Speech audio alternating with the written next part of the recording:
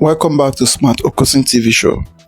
In today's video, we'll go into the issue about the Islamization of Nigeria, the Islamizing of Nigeria, how the whole thing is being planned and how they are trying to execute it through many ways and through many things. So this is the heading. According to the heading, it's a breaking Islamization of Nigeria and plans to capture Igbo land by using Eastern governors exposed. So don't go anywhere. Sit by and listen very well to this video, because this man here really explained and exposed a lot of things concerning the thing that is going on underground and how the Islam is planning, how they have already planned everything to execute their plan to make sure that the whole of Nigeria is being Islamized. So in fact, you will be shocked in this video. You'll be shocked. Mostly the eastern states, which is the Igbo land, how they are planning and they're paying the governors to make sure that everybody in the east become Islamized. And if you come to the middle belt, the way they are doing many things is a sign to show you that they want the middle belt to be also Islamized. That is why the buying of Christians every day by day in the middle belt. After everything, they will tell you it is not only the Christian, they are doing both the Christian and the Muslim. So what I'm saying, it is a planned deal. It's a plan which they have already planned and how to do it and how to execute it. So this is the exposure of so many things they have already planned on ground to do. So I want you to watch the video to the end. Don't skip any part of it for you to understand everything this man said here, because he really exposed a lot of things which I would like everybody to listen to. So as you're about to watch, like, subscribe and share the video to go around. Let everybody see and hear the thing that is happening in Nigeria. Alright guys, pay attention. They developed 4 action plans for North Central, indigenship for the Hausa Fulani. They want to provide social services. They want to give promotion to officers of Middle Belt and then capture resistant tribes by force, which is what I showed you part of it. Southeast, OIC says Christianity in the Southeast appears formidable, but it is mercantile Christianity. They say it can be bought and it can be sold. That's the word. It can be bought and it can be sold. They studied us and they said all you need to do is give the Igbo man sufficient money. He will drop the Bible, he will pick the Quran. And it is working beautifully. As of today, half of Abakaliki has converted to Islam. As of today, the largest Islamic study center in Nigeria is in Igbo land, in Ebonyi State. If you monitor the news, January this year, 18 young Igbo men converted to Islam at the National Mosque in Abuja. It was carried live on NTA. The governors of Sokoto and the governor of Bauchi gave each one of them 5 million naira each. Your governor, Rocha Sokorocha, gave them 2 million naira. Ex-governor Ojiuzo Kalu gave them 1 million naira. Of course, Rocha has now turned around and said no, that he did not give them any money. Something that NTA carried. I've had the privilege to go to some parts of Igbo land and do this presentation. I have told the Igbo brethren, don't expect bomb. There will be no AK-47. Expect Naira rain. They will pump money into Igbo land. And they are pumping money into Igbo land. If you are from the East, please get in touch with our people there. Tell them everything is not money. Don't sell your birthright. 3 plans for Igbo land: encourage Muslim businessmen to go into partnership with the Igbos, encourage Igbos to become cattle rearers, encourage Igbo girls to marry Hausa Muslims. That's the plan.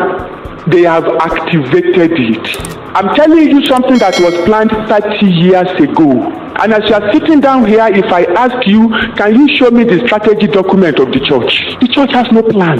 We are just trying to draw up one now. The church has no plan. Islam has put its own in place 30 years ago. They are implementing it step by step. Southwest. Islam said concerning Yoruba land, both Islam and Christianity are superficial. That is, if a Yoruba man tells you he's a Muslim or if he tells you he's a Christian, you say don't mind him. It's not a serious one. He's not committed to any other religion. That the real religion of the Yoruba man is traditional worship. Their strategy for Yoruba land is that they will start an Islamic movement that looks like Christianity. That Islamic movement will be meeting on Sunday morning. They will call themselves brothers and sisters. They will do wedding like Christians. They will do vigil like Christians. They will do praise and worship like Christians. If you buy land for your campground on Lagos-Ibadan Express Road, they will buy their own land. When you are having your Holy Ghost service, they will have their holy service without the ghost. So that in the process of time, the Muslim in Yoruba land will see no difference between Christianity and Islam. When you now go out on evangelism and you are trying to convert Muslims, they will tell you, Abba, Kilode, Sebolon Kono Lansing. They are serving the same God. Why? Whatever you are doing in the church, they are doing in the mosque. OIC agenda. It's been in place. You are seeing it with your eyes, but you don't know what you are seeing. 30 years ago. The question now is, what is your response? South, nothing much. All they said is, let us look for radical youths in the South. Give them scholarship in Arab nations, convert them, and send them back. Their first experiment at Sadi Dokubo, it worked beautifully. They've taken hundreds of youths from Niger Delta. They are in Kuwait, they are in Dubai, they are in Iran. They are there now, and they are taking them, and they are giving them scholarship, giving them money. Those ones are come back. They will come back. They may not convert to Islam, but they will have a soft spot for Islam. Go to the south, to the north, to the Niger Delta now. If you are from Niger Delta, go back home and find out how many houses in your town were owned by the indigenous 10 years ago, and how many houses in your town are owned by Muslims. You will be shocked. They have bought nearly all the houses. In Niger Delta, Port Harcourt, Yenagoa, Bayelsa, they are buying properties there. Why? They want the oil and the gas. We are looking at it and we don't know what we are seeing. When Islam plans 25 years in advance. They are master strategists. It is the church. Jesus Christ says the sons of are wiser in their generation than the sons of light. It is true. It is the church that doesn't plan. They strategize, they plan, they have laid the foundation to take the whole of Nigeria. But it is not too late. My brother, it is not too late. That God is still talking now, it is not too late. So let us wake up and pick race and reverse whatever they planned to do. I've mentioned, let me quickly read this one out for you as I round up. OIC wrote a letter which we were able to get a copy with the seal of Babangida on it in 1990 February. 2 points there that I want to draw your attention to. Point number 3, Babangida was instructed by OIC, place total ban thereafter on all form of worship by Christians, Ahmadiyas and all tribal religions. 4, impose Sharia law on Nigeria. This was in 1990. Islamize all universities, colleges and schools and courts of law in the, now can you see it please? You can't? In the Federal Islamic Sultanate of Nigeria. They've changed the name of your country. It's not Federal Republic of Nigeria. It is Federal Islamic Sultanate of Nigeria, with the Sultan of Sokoto as the spiritual head. Wake up. This is how it is worldwide. Terrible rage against the church. Worldwide. Mr. Olisa Agbakoba is already fighting this in his individual capacity.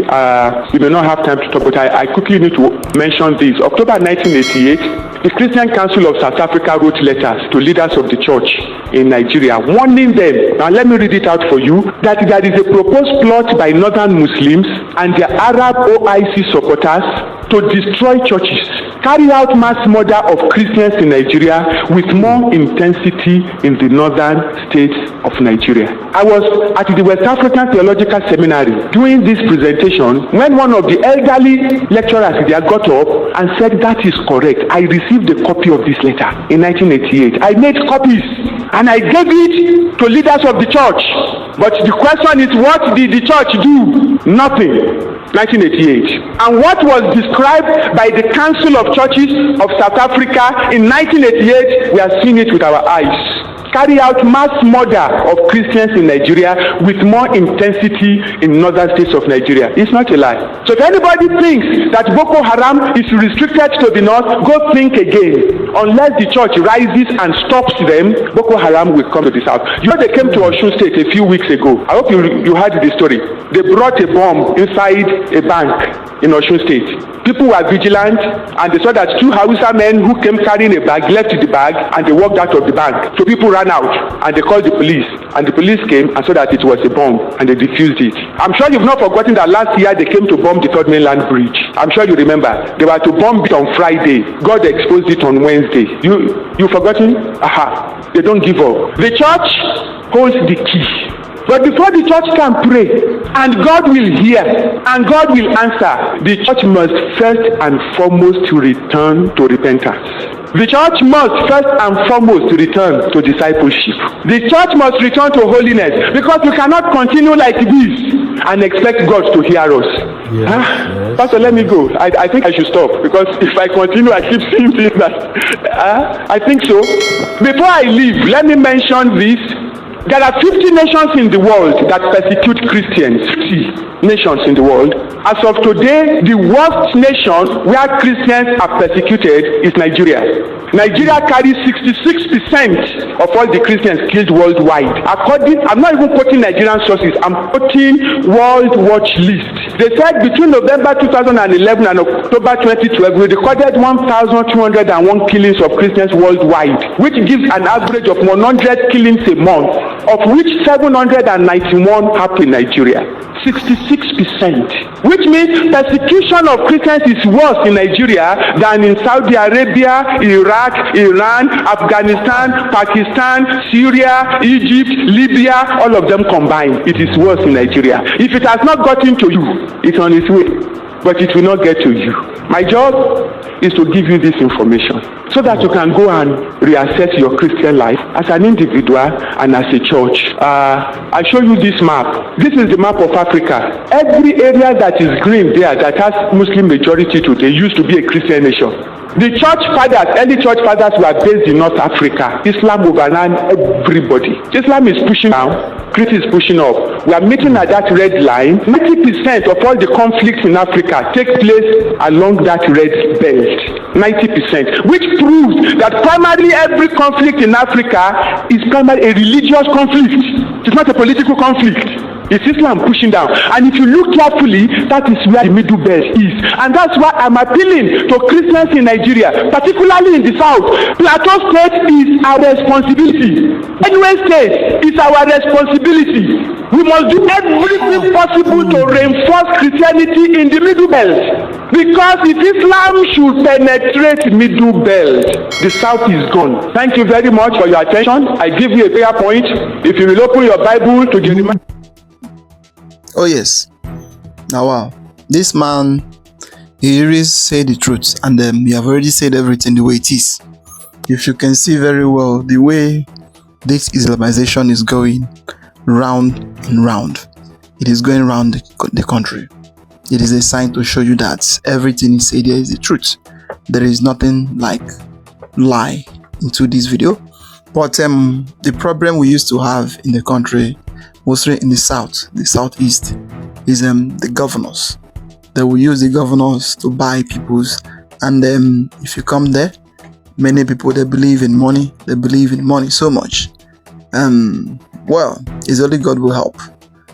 Coming down to what is happening in Nigeria, the whole of the country, Nigeria today, everywhere is boiling because of the issue of the Islam buying of the Christians here and there. There is no hope, and there is no place where you can go or where you can stand without seeing one thing or the other happening. The reason, because of the Islamism. And then once they will come, they will tell you they are region of peace, they are region of unity. Just to mercy inside them, and inside everything they are saying, it is not truth.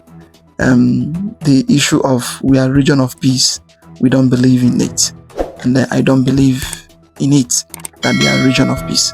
Well, I will allow you to watch this video where the middle belt, the way what is happening in the middle belt, and the interview Ali Ndume gave concerning things that is going on in Nigeria. So don't skip any part of it. Watch to the end. They tell Donald Trump that Nigerians are one. Gumi, who told you? Who tells you that Nigeria are one? If really Nigeria are one, why are your people terrorizing other people? Why are your people making the country unpeaceful for other people to live? I'm asking you. If you are saying that Nigeria is one, who told you we are one? Who told you we are one, Gumi?